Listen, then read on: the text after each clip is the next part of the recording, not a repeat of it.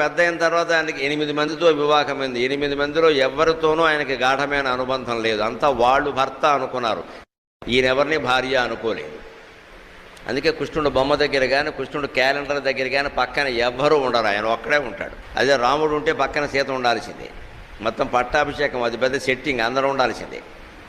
కృష్ణుడు ఉంటే మాత్రం అకేలా ఏక్ నిరంజన్, ఎవడో ఉండడు. ఉంటే గోవు ఉంటుంది, లేదా అది కూడా ఉండదు. వేణుగోపాల స్వామి మనకి ఏం చెబుతున్నాడంటే, ఏకాంతంగా ఉండడానికి సిద్ధపడరు అబ్బాయి, అనవసరంగా బంక పాముకోవద్దని చెబుతున్నాడు. ముందే దృష్టిలో పెట్టుకో. మాకు పిల్లలు లేరండి, వేణుగోపాల స్వామికి మొక్కుకున్నాం, పిల్లలు పుట్టారంటే మనకి కృష్ణుడు అర్థం కాలేదన్నమాట. వేణుగోపాల స్వామి పుట్టించేది పిల్లల్ని కాదు, బుద్ధి ఉన్నవాళ్ళని, జ్ఞానం ఉన్నవాళ్ళని, భక్తి జ్ఞాన వైరాగ్యాలు ఉన్నవాళ్ళని. భగవంతుడి జీవితాన్ని అర్థం చేసుకోవాలి. భగవంతుడిని మన జీవితంలో ఒక భాగం చేసుకోవాలి. ఆకో పువ్వో పెట్టి పారిపోవడం కాదు, దైవార్చన.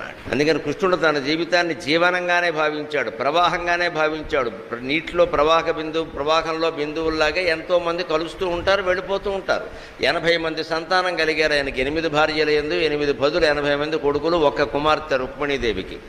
ఈ 80 మందిలో చివరిలో 72 మంది మీద తాగి తందనాలాడి ఆయన కళ్ళ ముందే చచ్చిపోయారు. ఏం మాట్లాడాల, చెట్టు కింద కూర్చుని మొరలు వాయించుకుంటూ కూర్చున్నాడు. వాళ్ళ కర్మ వాళ్ళు పోతారు, నన్ను ఏం చేయమంటావు అన్నాడు. అంతే, గాంధారి శాపం ఉంది, పైగా వాళ్ళు అంతే, వాళ్ళు పోతారన్నాడు. పట్టించుకోలేదు. భగవంతుడు అంటే భక్తి, జ్ఞానం, వైరాగ్యం తప్పితే కానీ కాంక్షలు పెంచుకోవడం, వాటిని తీర్చుకోవడం కాదు. ఇది జీవనం. ఇందులో భారతీయ జీవనంలో ప్రత్యేకత ఏమిటంటే, ధర్మార్థ కామ మోక్షాలు 4ని సాధించడమే అని చెప్పారు.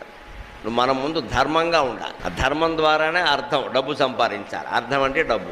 ధర్మార్థాల తర్వాత కామం, అంటే ఆ ధర్మంగా సంపాదించిన అర్థంతోనే మన కోరికలు తీర్చుకోవాలి. మనం ఒక వస్తువు కొంటున్నామంటే దానికి తగిన డబ్బు ఉందా, ఉంటే కానీ కొనకూడదు. ఈవేళ పావలా ఉంటే రూపాయి వస్తువు కొంటున్నారు. 25,000 ఉంటాయి, ₹1,00,000 సోఫా కొంటాడు, మిగిలిన 75,000 అప్పు చేస్తాడు.